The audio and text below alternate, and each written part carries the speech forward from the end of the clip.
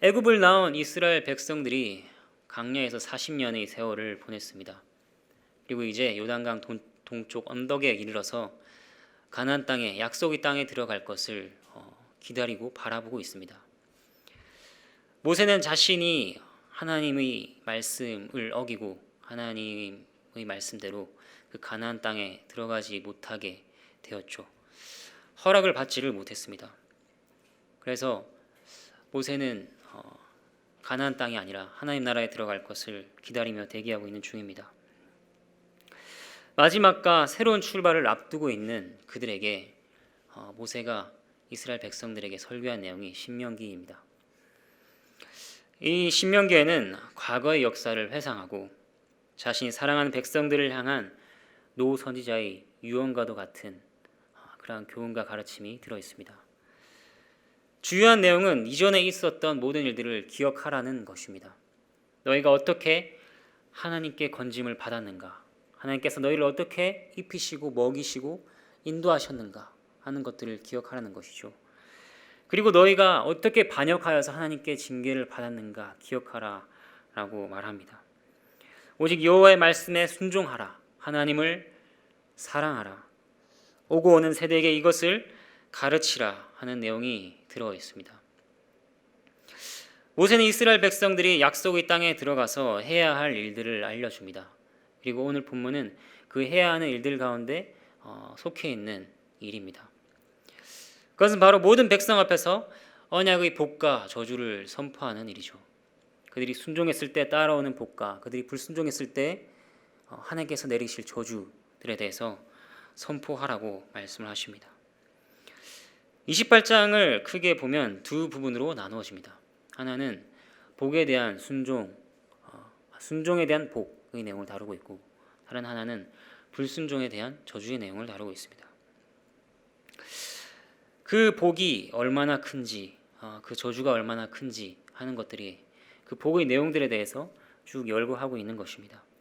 인상적인 것은 복을 진술하고 있는 부분보다 저주를 진술하고 있는 부분이 3배 정도 더 많다고 하는 부분입니다. 그리고 오늘 읽은 본문은 그 많은 저주의 내용들을 총체적으로 정리하고 있습니다. 먼저 그 저주에 대한 내용들을 살펴보고 그 적용을 어떻게 우리에게 할 것인가 하는 점을 3가지를 살펴보도록 하겠습니다. 저주의 내용들을 한번 살펴보실까요? 28장 58절부터 보겠습니다. 내가 만일 이 책에 기록한 이 율법의 모든 말씀을 지켜 행하지 아니하고 내 하나님 여호와라 하는 영화롭고 두려운 이름을 경외하지 아니하면, 여기에서는 저주를 받는 조건이 나오고 있습니다. 그것은 율법의 모든 말씀을 지키지 않는 것입니다. 율법을 행하지 않는 것이죠. 그리고 여호와를 경외하지 않는 것입니다. 이스라엘이 하나님을 경홀히 여기고 말씀에 순종하지 않는다면 어떻게 되는가, 뒤에 9절부터 쭉 해서 나오고 있습니다. 59절, 여호와께서 내 재앙과 내 자손의 재앙을 극렬하게 하시리니 그 재앙이 크고 오래고 그 질병이 중하고 오래일 것이라. 이스라엘이 하나님의 모든 말씀을 지켜 행하지 않으면, 그리고 하나님 경외하지 않으면 재앙이 있을 것입니다. 그 재앙은 너에게뿐만 아니라 너의 자손에게도 미치는 재앙입니다. 극렬한 재앙입니다. 이 짧은 한 구절에서 재앙이라는 단어가 3번 반복해서 나오는 것을 보십시오. 그 재앙은 크고 무겁고 심각하며 시간적으로 짧지도 않습니다. 오랜 재앙이 될 것입니다. 28장 60절 말씀, 여호와께서 내가 두려워하던 애굽의 모든 질병을 내게로 가져다가 내 몸에 들어붙게 하실 것이며, 질병에 대한 저주가 나옵니다. 그 재앙이 뭐냐? 그 재앙에는 질병이 있을 것이다 말씀하시는 거죠. 그런데 애굽의 질병이라고 합니다. 애굽에는 광야와 가나안 지역에는 있지 않은 특별한 질병의 종류가 있었을까요? 그렇지 않습니다. 여기서 애굽의 모든 질병이라고 하는 것은 출애굽할 당시 하나님께서 애굽에 내리셨던 질병들을 가리킵니다. 하나님께서 애굽을 치실 때 이스라엘은 그 장면을 목격했습니다. 하나님께서 그들을 보호하셨음에도 불구하고 그것이 얼마나 끔찍한 것인지 그들은 두려워하지 않을 수가 없었습니다. 그런데 그 질병들을 이스라엘에게 내리시겠다 말씀하시는 겁니다. 이것은 정말 끔찍한 저주입니다. 그 질병이 고통스럽다 하는 측면에서 끔찍할 뿐만 아니라 하나님의 백성 이스라엘이 지금 애굽과 같이 역임을 받을 것이라 하는 점에서 끔찍합니다. 하나님께서 애굽을 치실 때는 하나님께서 이스라엘은 따로 구별하셔서 보호하셨죠. 똑같이 애굽 땅에 있었는데 이스라엘이 있었던 지역에는 그 질병들과 재앙들이 있지 않았습니다. 하나님이 특별히 보호하셨습니다. 그런데 이스라엘이 하나님의 말씀을 듣지 않고 경홀히 여기니 그들을 이제 애굽인과 구별하였던 것을 철회하시겠다 하는 선언과 같습니다. 똑같이 대우하겠다 하는 것이죠. 61절 말씀, 또 이 율법책에 기록하지 아니한 모든 질병과 모든 재앙을 내가 멸망하기까지 여호와께서 내게 내리실 것이니, 이제 하나님의 저주는 더 확장됩니다. 그래서 이 율법책에 기록하지 아니한, 그러니까 이전 역사에서는 볼 수 없었던 질병과 재앙들을 그들에게 내리시겠다 하는 것입니다. 그것도 중간에 멈추시는 법 없이 네가 멸망하기까지 내리겠다라고 말씀하십니다. 아주 끝장을 내시겠다는 것이죠. 62절 말씀 이렇게 얘기합니다. 너희가 하늘에 별같이 많을지라도 내 하나님 여호와의 말씀을 청종하지 아니하므로 남는 자가 얼마 되지 못할 것이라. 하늘의 별같이 많을지라도 라는 표현은 하나님께서 아브라함에게 약속하셨던 내용입니다. 그 당시 아브라함에겐 자식이 없고 혼자였죠. 그런데 이 언약대로 이후에 이스라엘은 한 민족, 한 국가를 이룰 정도로 커졌습니다. 강대해졌습니다. 하지만 불순종에 따른 저주는 무엇이냐? 그들의 수가 아무리 많을지라 할지라도 남는 자가 얼마 되지 않게 한다는 것입니다.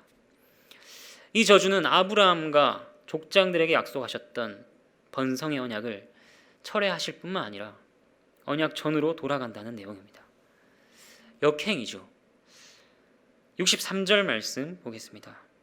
여호와께서 너희에게 선을 행하시고 너희를 번성하게 하시기를 기뻐하시던 것 같이 이제는 여호와께서 너희를 망하게 하시며 멸하시기를 기뻐하시리니 너희가 들어가 차지할 땅에서 뽑힐 것이요.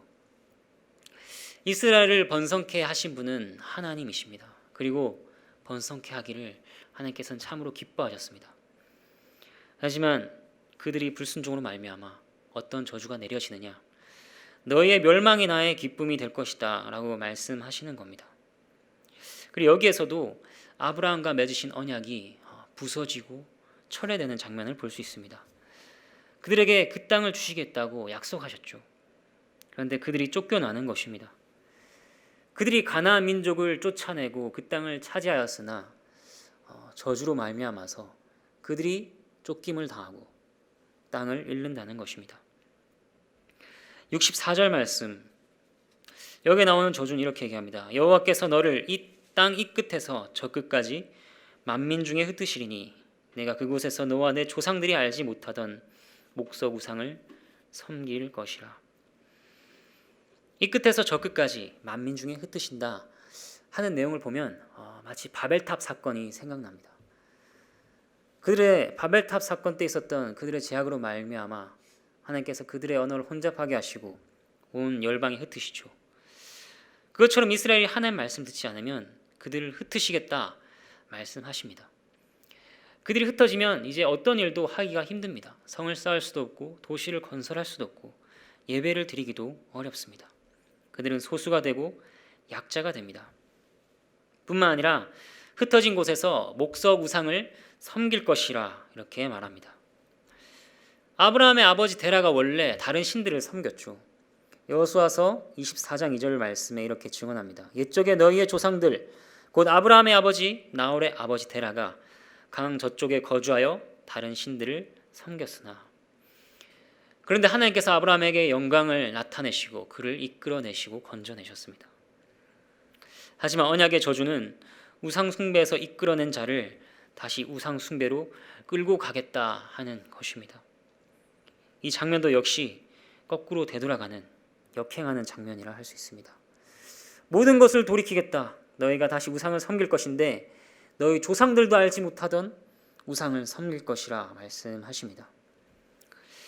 여기서 중요한 점은 우상을 섬기는 것이 하나님의 율법을 어기는 것일 뿐만 아니라 목석을 섬기는, 우상을 섬기는 그것이 하나님이 내리시는 저주의 내용이라고 하는 것입니다.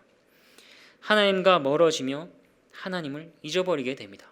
그것이 저주의 내용이라는 거죠. 그리고 헛된 신을 섬깁니다. 이것은 하나님께 계속해서 죄를 쌓는 저주를 받은 것입니다. 안타깝고 불쌍한 일이죠. 그리고 65절 말씀엔 이렇게 얘기합니다. 그 여러 민족 중에서 내가 평안함을 얻지 못하며 내 발바닥이 쉴 곳도 얻지 못하고 여호와께서 거기에서 내 마음을 떨게 하고 눈을 새하게 하고 정신을 산란하게 하시리니 그들의 몸도 쉴 곳이 없고 그들의 마음도 쉴 곳이 없습니다. 두려움에 사로잡히고 불안한 마음이 가득하게 됩니다. 지금으로 치면 공황장애 같은 상태가 아닐까 싶습니다.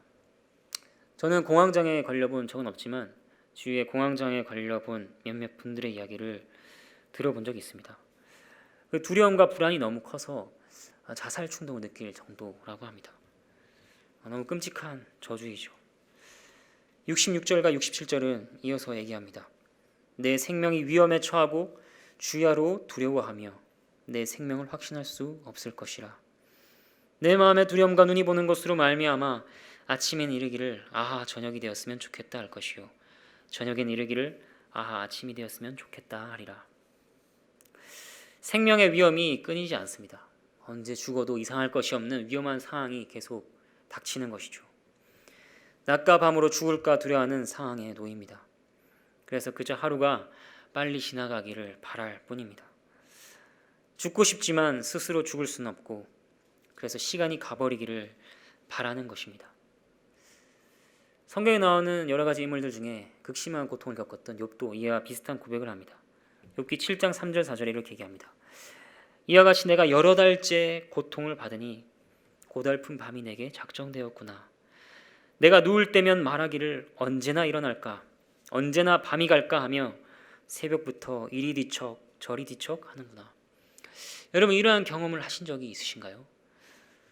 하나님께 불순종한 자들에게 하나님께서 내리시는 저주는 마치 욥이 겪은 그 고통 가운데 밀어넣겠다는 것입니다. 마지막 68절 말씀 이렇게 얘기합니다. 여호와께서 너를 배에 싣고 전에 내게 말씀하여 이르시기를 내가 다시는 그 길을 보지 아니라 하리라 하시던 그 길로 너를 애굽으로 끌어가실 것이라. 거기서 너희가 너희 몸을 적군에게 남녀 종으로 팔려 하나 너희를 살 자가 없으리라. 마지막으로 하나님께서 내리시는 저주의 내용에는 이게 애굽으로 다시 돌려버리겠다라고 하는 내용이 들어가 있습니다. 이것도 거꾸로 뒤집어지는 상황이죠. 하나님께서 애굽에서 고통당하던 이스라엘을 이끌고 나오셨습니다. 그런데 그들의 불순종으로 내리시는 저주가 무엇이냐? 다시 그곳으로 끌고 가시는 겁니다. 출애굽하였던 것을 물리겠다. 나의 모든 구원의 역사를 되돌려버리겠다. 없던 것으로 하시겠다는 말입니다. 거기다가 그들이 스스로 너무 비참하고 형편이 좋지 않으니 이제 자신들을 종으로 팔려갑니다. 제발 나를 사주십시오. 나를 종으로 삼아주십시오. 그런데 그들의 몰골이 심하여 그들을 살려고 하는 이가 없습니다. 그들은 부려먹을 만한 가치 존재도 아니게 된 것입니다. 동물보다 못한 비참한 지경에 놓인 것이죠. 이 이외에도 28장은 수많은 저주의 내용들을 열거합니다. 15절부터 시작하여서 그 내용들을 정리하면 이러한 내용들이 있습니다. 네가 가지고 있는 모든 소유가 저주를 받을 것이다. 너에게 온갖 질병들이 임할 것이다. 내가 있는 장소가 저주를 받고 적들에게 패할 것이고 정신병이 걸리고 소중한 가족들을 잃어버릴 것이다. 네가 약혼을 했다면 그 약혼녀가 다른 남자를 만나 바람을 피게 될 것이다. 머리부터 발끝까지 상할 것이다. 조롱거리가 될 것이고 비방을 받을 것이다. 너의 자녀들은 포로가 될 것이다. 너의 모든 노력들이 수포로 돌아갈 것이다. 전쟁이 나서 굶주리고 배가 고파서 결국에는 너의 자녀를 잡아먹는 그러한 일까지 일어나게 될 것이다. 이런 끔찍한 저주들이 부어지고 있습니다. 이러한 저주의 내용을 듣고 있는 이스라엘의 그 백성들의 마음은 어떠했을까요? 한번 상상을 해보겠습니다. 여러분이 영적으로 권위 있게 생각하는 목사님이 있습니다. 근데 그 목사님께서 여러분에게 이렇게 말씀하시는 겁니다. 성도님, 하나님 말씀에 순종하지 않으면 성도님 오랫동안 하신 사업 있죠? 일주일도 안 돼서 다 망할 겁니다. 빚더미에 앉게 될 겁니다. 자녀들은 아플 거고 성도님도 암에 걸릴 겁니다. 성도님의 가정은 파탄나서 뿔뿔이 흩어질 것이고 길거리에서 노숙을 할 겁니다. 아무도 도와주는 사람도 없고 계속해서 하나님께서는 갖가지 저주로 박살을 내실 겁니다. 얼마나 무서울까요? 하물며 지금 이스라엘에게 저주의 말을 들려준 이는 하나님의 선지자 모세입니다. 모세를 통하여 하나님께서 말씀하신 것입니다. 이스라엘 백성들이 얼마나 두려웠을까요? 그들이 해야 하는 일들 중에 하나는 이거였습니다. 하나님의 말씀에 순종하지 않으면 저주를 받으리라 선포가 되면 아멘 하고 대답해야 했습니다. 그런데 그 아멘 다음으로 이어지는 저주의 내용들을 듣고 있는 백성들의 마음은 한없이 무거워졌을 겁니다. 그리고 생각했겠죠. 우리가 하나님 말씀에 순종하자. 하나님 내리시는 저주를 받지 않도록 하자. 율법에 순종하자. 이렇게 생각했을 겁니다. 그런데 28장 이후의 말씀들을 보면 주목하게 되는 부분이 있습니다. 29장에서 모세가 또 이스라엘 백성들에게 이렇게 말하는 내용이 나옵니다. 29장 4절을 한번 보실까요?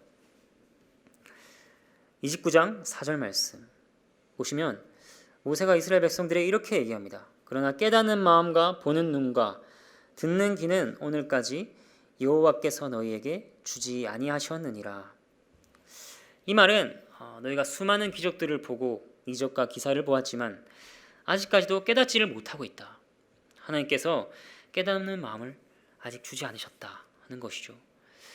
그리고 31장 16절을 한번 보도록 하겠습니다. 31장 16절 말씀에서는 하나님께서 이렇게 말씀하십니다. 31장 16절 말씀. 또 여호와께서 모세에게 이르시되 너는 내 조상과 함께 누우려니와 이 백성은 그 땅으로 들어가 음란히 그 땅의 이방 신들을 따르며 일어날 것이요 나를 버리고 내가 그들과 맺은 언약을 어길 것이라.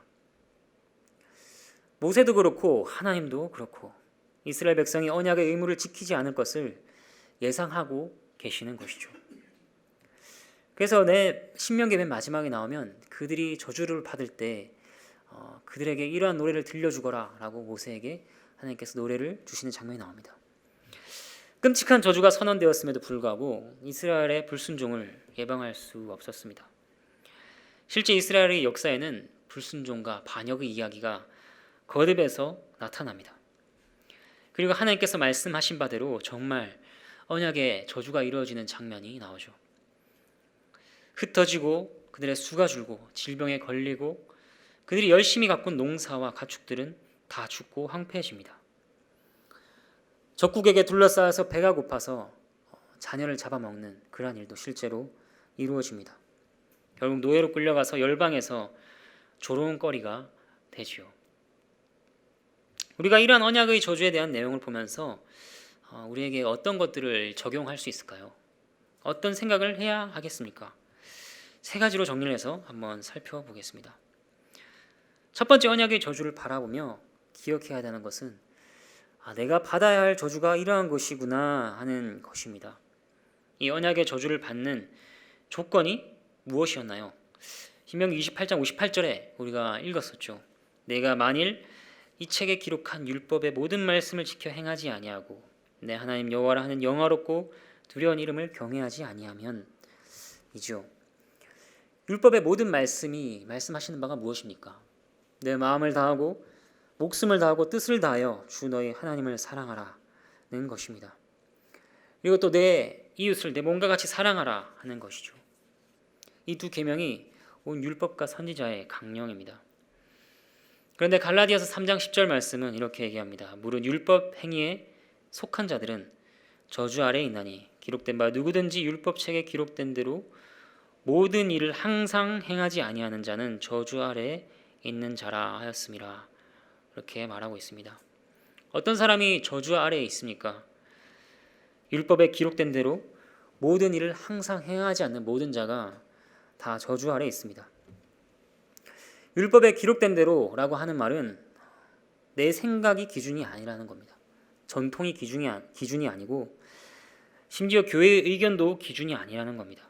하나님께서 주신 성경의 율법을 통해서만 죄를 판단하되 그 정도에 있어서 완전하고 완벽해야 된다는 것입니다. 그리고 모든이라는 말은 범위를 말하죠. 항상은 시간을 의미합니다. 시간과 범위와 정도에 있어서 완전히 하나님을 사랑하고 이웃을 사랑하는 자가 하나님의 저주에 놓이지 않게 됩니다. 그런데 우리는 그렇게 하지 못하죠. 우리는 항상 하나님을 사랑하는 자들이 아닙니다. 항상 내 이웃을 위하여서 나를 희생하는 자들이 아닙니다. 혹시라도 여러분이 순종하여 저주를 피하겠다 하는 생각은 꿈도 꾸지 마십시오. 우리가 이 세상에서 행한 최고의 행위라 할지라도 그 선한 행위에는 불완전하며 죄가 섞여 있습니다. 여러분 중에 혹시 이렇게 말할 분이 있을지 모르겠습니다. 이스라엘과 맺으신 그 언약이 나와 정말 상관이 있나요? 저는 이스라엘 백성도 아니고 그 당시에 그 자리에 있지도 않았는데요. 그런 분에게는 이렇게 대답할 수 있을 것 같습니다. 하나님께서 그 택하신 백성들에게 이처럼 혹독하고 철저한 저주를 내리시는데 그 백성이 아닌 자들에게 내리시는 저주는 얼마나 더 크겠습니까?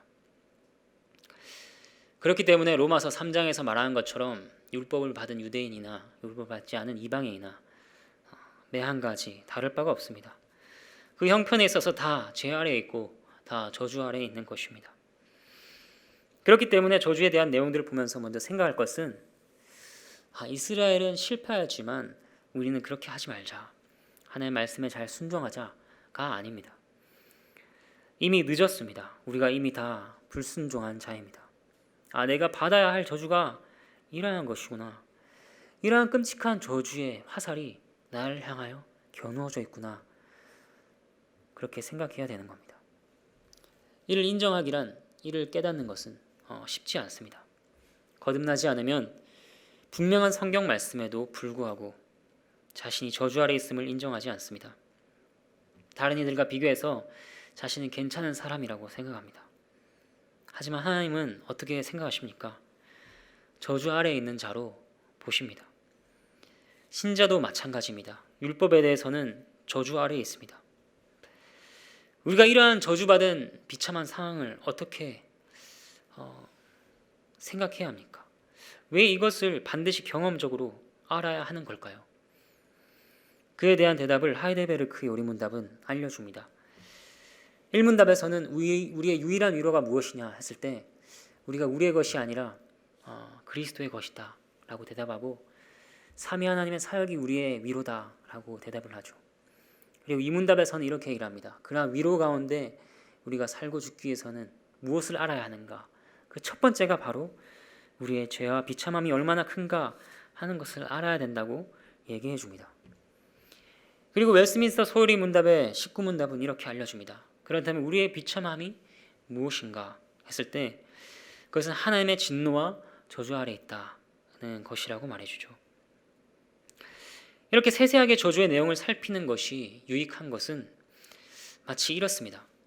우리가 하나님께 죄짓지 맙시다 말하는 것보다는 이러한 죄들, 저러한 죄들을 우리가 미워합시다. 이렇게 구체적으로 말할 때 그 죄가 더 와닿는 것과 같습니다. 언약의 저주를 세세하게 살피는 것으로 우리의 저주받은 상태가 비참하다는 것을 우리는 더 확실하게 알 수 있습니다. 우리 인생에서 가장 심각하고 큰 문제가 무엇인가요? 그것은 지금까지 우리가 살면서 겪어온 어떤 문제도 아닙니다. 우리에게 있는 가장 심각하고 큰 문제는 죄로 인해서 우리가 하나님의 진노와 저주 아래 있다는 것입니다. 저주의 내용들을 보십시오. 이 저주의 내용들 중에 여러분과 상관없는 것은 단 하나도 없습니다. 여러분의 인생에서 하나님의 저주보다 큰 문제를 만날 수 있을까요? 우리가 언약의 저주에 대한 내용을 살피면서 기억해야 할 두 번째, 그것은 무엇이냐면 예수님께서 이러한 저주를 받으셨구나 하는 것입니다. 하나님께서 그 백성을 사랑하십니다. 그리고 언약의 저주에서 피할 방법을 우리에게 주셨죠. 그것은 죄인이 받아야 할 저주를 그리스도께서 대신 받으신 것입니다. 갈라디아서 3장 13절 말씀을 한번 찾아보도록 하겠습니다. 갈라디아서 3장 13절 말씀.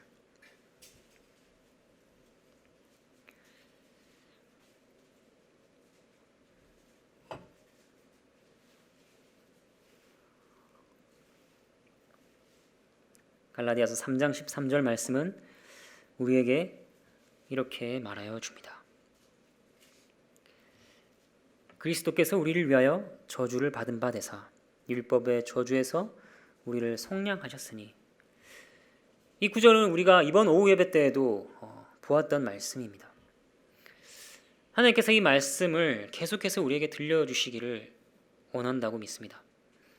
참으로 율법의 모든 저주를 그리스도께서는 우리를 위하여 받으셨습니다. 오늘 보았던 언약의 저주에서 그리스도와 상관이 없는 저주는 하나도 없습니다. 더 크면 컸지 단 하나도 빠짐없이 모든 저주의 고통을 그리스도께서 받으셨죠. 그리스도께서 수고하셨던 모든 일들은 수포로 돌아갔습니다. 그가 공생애 때 전하셨던 하나님 나라 복음, 그것을 이해한 자는 아무도 없었습니다. 그가 사랑했던 제자들은 그를 떠나갔습니다. 가까운 자에게 배신을 당했습니다. 이방의 조롱거리가 되셨죠. 포로가 되어 묶였고 머리부터 발끝까지 상하지 않은 곳이 없었습니다. 온 몸이 아팠습니다. 십자가 위에서 숨쉬기도 힘들었고 굶주리고 목이 마르셨습니다. 그리고 무엇보다도 가장 큰 것은 그리스도께서 아들이 아닌 것처럼 아버지께 버림을 받으셨다는 것입니다. 언약의 저주로 말미암아서 이스라엘이 애국과 다를 바 없는 취급을 받게 될 것이라 하는 저주를 받은 것처럼 하나님의 자녀가 아니게 되듯이 예수 그리스도께서 그렇게 되셨습니다. 엘리 엘리 라마 사박다니, 나의 하나님 어찌하여 나를 버리셨나이까. 이 모든 것은 언약의 저주를 받아서입니다. 이스라엘이 역사 속에서 저주를 받는 장면들은 그리스도께서 저주를 받으실 것에 대한 예고편이었습니다. 그래도 그들에게는 남은 자가 있었죠. 하지만 그리스도께는 남은 것이 하나도 없었습니다. 남은 것 없이 철저하게 짓밟혀 무덤에 들어가셨습니다. 저와 여러분을 위해 언약의 저주를 담당하신 그리스도의 은혜를 하나님께서는 오늘날 여전히 보고 붙잡으라고 말씀하십니다. 그것을 참으로 믿고 그 믿음을 구하라고 하십니다. 네, 우리의 저주에 대한 모든 해답은 그리스도 안에 있죠. 그리고 그것에만 위로와 쉼을 누리고 안식해야 하는 것입니다. 죄와 저주가 큰 문제로 여겨지지 않는다면 그리스도가 귀하게 여겨지지 않습니다. 그리스도가 필요하지 않습니다. 혹시 여러분 마음속에 나에게 그리스도가 필요하다고 충분히 느껴지지 않는다, 이렇게 생각되십니까? 그리스도가 필요하다고 느끼지 못한다면 여러분, 그리스도가 더욱 절실히 필요한 자입니다. 유일한 구원자 예수 그리스도께 도망가십시오. 그리고 제게 주님이 얼마나 절실히 필요한 자인지 그것을 깨닫게 하여 주십시오. 간구하십시오. 그리스도는 차갑고 둔한 상태의 사람을 만지고 바꾸실 수 있는 분입니다. 강팍한 상태의 사람도 능히 도우실 수 있습니다. 또 기꺼이 도우려 하십니다. 궁핍함 말고는 가진 것이 없는 거지가 구걸을 하듯이 간절하게 간청하십시오. 이사야서 53장 5절 말씀, 그가 찔림은 우리의 허물 때문이요 그가 상함은 우리의 죄악 때문이라. 그가 징계를 받음으로 우리는 평화를 누리고 그가 채찍에 맞음으로 우리는 나음을 받았도다. 우리를 위하여 언약의 저주를 받으신 그리스도를 찬양합니다. 이제 언약의 저주의 내용들을 보면서 세 번째 생각해야 할 것이 무엇인가를 살펴보겠습니다. 그것은 하나님께서 죄를 얼마나 미워하시는가 하는 것을 우리가 봐야 된다는 것입니다. 이것이 아니라 다른 것을 생각하는 경우를 먼저 살펴보겠습니다. 어떤 이들은 언약의 형벌과 저주가 너무 끔찍한 것이니 그것이 두려움을 가져오고 그 두려움이 죄를 멀리하게 만들 것이다, 이렇게 얘기합니다. 순종하지 않아서 이스라엘이 망한 것처럼 순종하지 않는다면 교회도 망한다 라고 말하면서 순종해야 된다, 이렇게 강조합니다. 말씀 순종을 강조하는 것은 물론 중요합니다. 너무 중요합니다.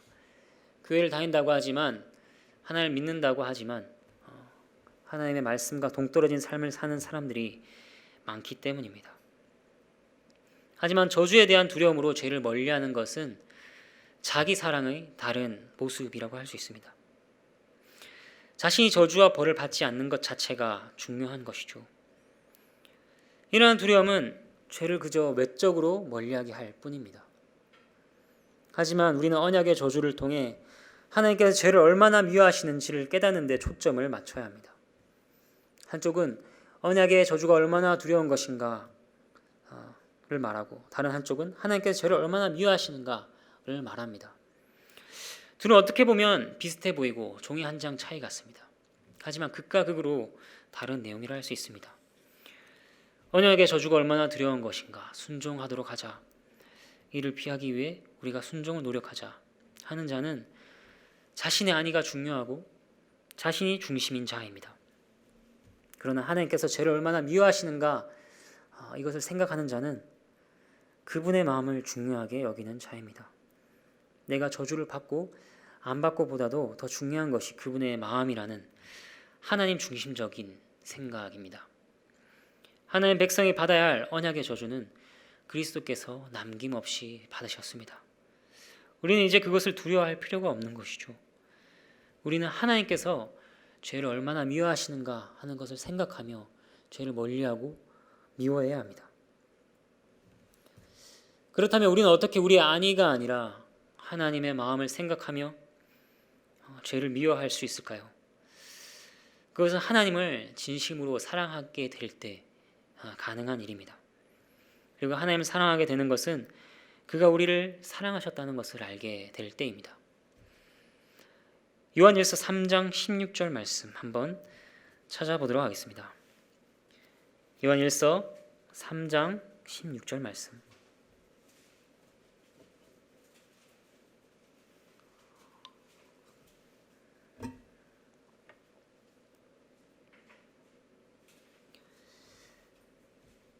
요한일서 3장 16절 말씀. 그가 우리를 위하여 목숨을 버리셨으니 우리가 이로써 사랑을 알고 우리도 형제들을 위하여 목숨을 버리는 것이 마땅하니라. 예수 그리스도 외에 그 누구도 우리를 위하여 대신 언약의 저주를 받으신 이가 없습니다. 그의 죽음은 우리를 사랑하신다는 증거입니다. 그의 죽음같이 강렬한 사랑은 또한 우리가 그를 사랑하도록 만듭니다. 이제는 저와 여러분이 죽음보다 더 강렬하게 하나님을 사랑하게 되기를, 그리고 형제들을 위하여 마땅히 목숨을 버리게 되기를 바랍니다. 오늘 말씀을 정리하도록 하겠습니다.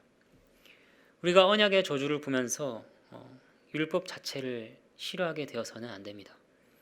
하나님을 무서워하고 또 하나님을 멀리하게 되어서도 안 됩니다.